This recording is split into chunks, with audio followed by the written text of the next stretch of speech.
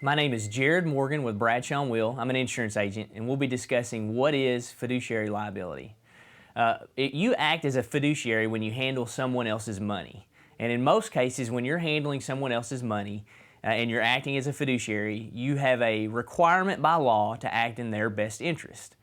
So for example, if your business and you are a business owner and you provide retirement funds for your employees, you are responsible for the money going into those retirement funds. Your responsibility includes picking a good plan or a good plan provider or an outside advisor to advise on that plan.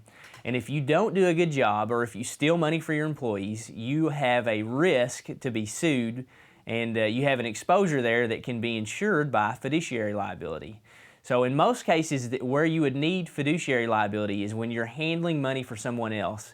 And let's say you're an insurance agent. You can either buy errors and omissions insurance to help with that exposure, or you can have a bond put on you for a lower limit. And most of the time the states, in order to give you a license to be an insurance agent, will require you to have a bond or errors and omissions insurance.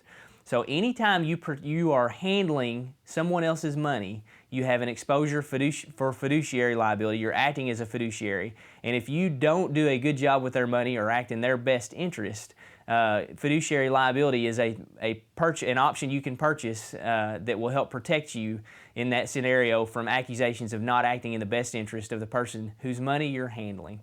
My name is Jared Morgan with Bradshaw & Will, and we've been discussing fiduciary liability. Thanks.